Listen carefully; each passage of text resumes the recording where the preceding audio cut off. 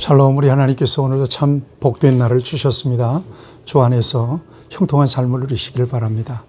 오늘 하나님께서 우리에게 주실 말씀은 마가복음 2장 1절에서 12절까지는 말씀입니다. 죄사함, 속죄함, 용서, 대속, 구속, 이 같은 단어는 기독교에만 있는 단어입니다. 대신 죄를 용서해 주는 겁니다. 빚으로 말하면 갚을 수 없는 빚을 대신 갚아 주시는 것입니다. 속량하시는 것입니다. 여러분, 하나님께서 이처럼 저와 여러분들에게 속죄의 은혜를 주셨다는 사실에 언제나 감사하시고 찬송하시기를 바랍니다. 속죄함, 속죄함, 주 예수 내 죄를 속했네. 할렐루야 소리를 합하여 함께 찬송하세. 그 피로 속죄함 얻었네. 예수 그리스도의 피, 예수 그리스도의 공로로만 속죄함을 얻을 수 있습니다. 왜냐? 예수님 죄가 없으신 분이거든요. 그리고 이 땅에 죄인들을 속죄하시기 위해서, 구원하시기 위해서 하나님께서 보내신 독생자 하나님의 외아들이었거든요. 믿어지는 거 은혜입니다. 속죄를 믿는 거 은혜입니다. 여러분, 이 안에 있다는 사실을 언제나 감사하시고 찬양하시고 하나님께 응답하시며 살아가는 저와 여러분들이 있길 바랍니다. 오늘 본문 말씀을 보면 가버나움에서 있었던 한 사건을 우리에게 보여주고 있습니다. 가버나움. 앞에서도 소개를 했죠. 가버나움이라는 동네는 예수님 활동 중심지였습니다. 여기에 어느 집에 가서 계시는데 많은 사람들이 몰려왔어요. 그리고는 사람들이 운신해서 들어갈 틈이 없을 정도로 모인 거예요, 사람들이. 이때 3절에 보니까 사람들이 한 중풍병자를 4사람에게 메워가지고 예수께로 올세 이렇게 되어 있습니다. 여러분, 중풍병이 어떤 병이냐? 뇌출혈로 마비된 사람입니다. 한쪽이 마비됐든 전체가 전신이 마비됐든 뇌 기능이 모든 그 신경을 움직이는 기능이 죽은 거죠. 아주 불행한 고통스러운 질병입니다. 어떤 의사는 가장 괴로운 병이 바로 중풍병이라고 그래요. 왜냐하면 본인도 괴롭지만 그와 함께 있는 모든 사람들이 다 괴롭다는 거예요. 오래된 중풍병, 또 중풍병 가운데도 이렇게 쩔뚝거리면서도 걸을 수 있는 사람들이 있잖아요. 이분들은 그나마 괜찮은 분이에요. 그런데 꼼짝 못하는 사람, 오늘 본문에 나타난 사람입니다. 본인의 의지로는.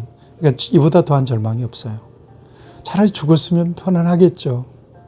근데 죽지도 못하고 다른 사람의 의지에서 이렇게 피동적으로 살아가는 이 사람이 얼마나 안타깝습니까?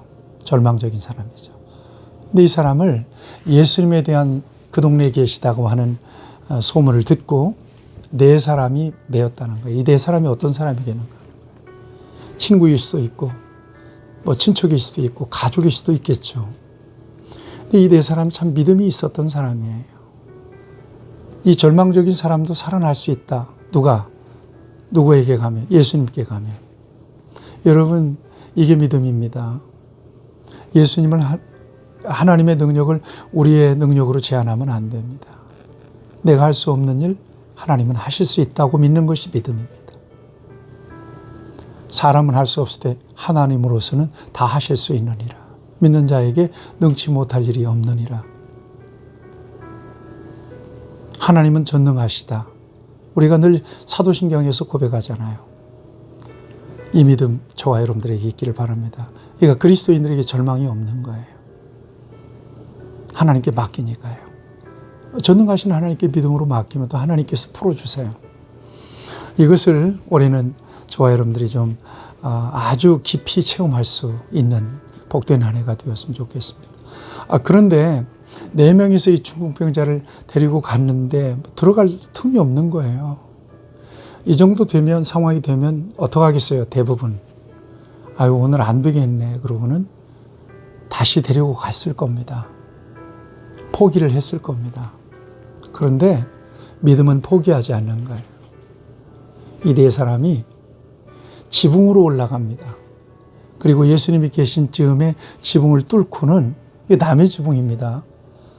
믿음은 대가를 지불할 각오를 하는 거예요. 손해배상을 각오하고 무엇에 가치 우선순위를 두느냐에 따라서 그 믿음의 내용이 결정이 되는 거니까. 그리고는 이 4사람이 중풍병자를 예수님이 계신 곳에 달아내리는 거예요. 예수님 앞으로 중풍병자가 대롱대롱 달려 내려오는 겁니다.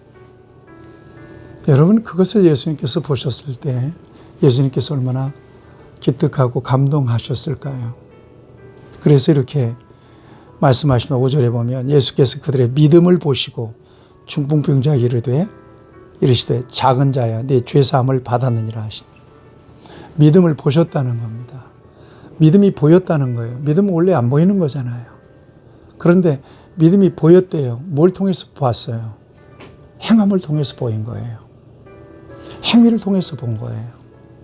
이 4사람의 행위가 믿음의 행위였던 거예요. 그건 믿음의 행위였던 거예요.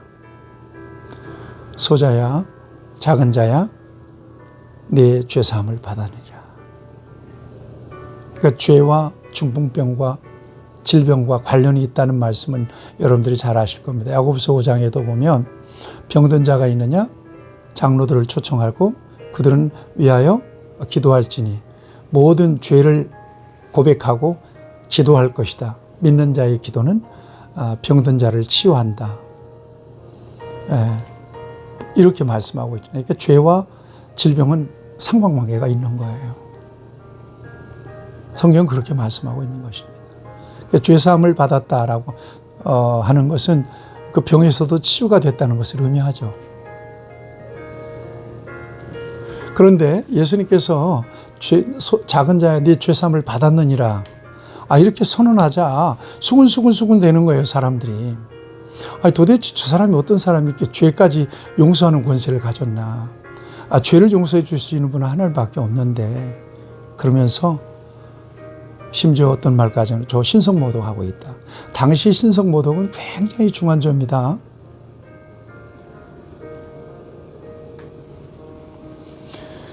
그런데 이들의 소리를 예수님께서 들으셨는지 그들의 생각을 읽으시고 그렇게 말씀하세요. 중풍병자에게 네 죄 사함을 받았느니라 하는 말과 일어나니 상을 가지고 걸어가라 하는 말 중에 어느 것이 쉽겠느냐 물어봐요. 그리고는 10절에 보면 중요한 선언을 주시죠. 그러나 인자가 땅에서 죄를 사하는 권세가 있는 줄 너희로 알게 하려 하노라. 죄를 사하는 권세는 예수님 밖에는 없습니다. 예수님이 죄를 사하면 용서가 되는 겁니다. 누구든지 예수 믿으면 용서를 받는 거예요. 그리고 중풍병자에게 선포합니다. 내가 네게 이르노니 일어나 네 상을 가지고 집으로 가라 하시니 그가 일어나 곧 상을 가지고 모든 사람 앞에서 나가거늘 그들이 다 놀라 하나님께 영광 돌리며 이르되 우리가 이런 일을 도무지 보지 못하였다 하더라 그랬거든요. 여러분, 믿음입니다. 하나님 움직일 수 있는 능력은 믿음밖에 없어요. 믿음으로 하나님을 의지하는 저와 여러분들이 되어서 하나님께서 하나님의 방법으로 행하시는 크고 놀라운 역사들을 올해는 많이 체험하며 그것이 우리의 간증이 되고 그것이 감사의 제목이 되고 찬송이 될 수 있게 되기를 예수님의 이름으로 축복합니다. 하나님 아버지, 예수 그리스도의 권세와 능력으로 우리의 모든 질병도 우리의 모든 영육간의 문제도 다 해결하시고 치유하심을 믿습니다. 두려움 없이 담대하게 우리 안에 계신 예수님의 이름을 선포할 수 있는 믿음의 권세와 능력을 우리에게 주시옵소서. 예수님 거룩하신 이름으로 간절히 기도하옵나이다. 아멘. 여러분들을 축복합니다.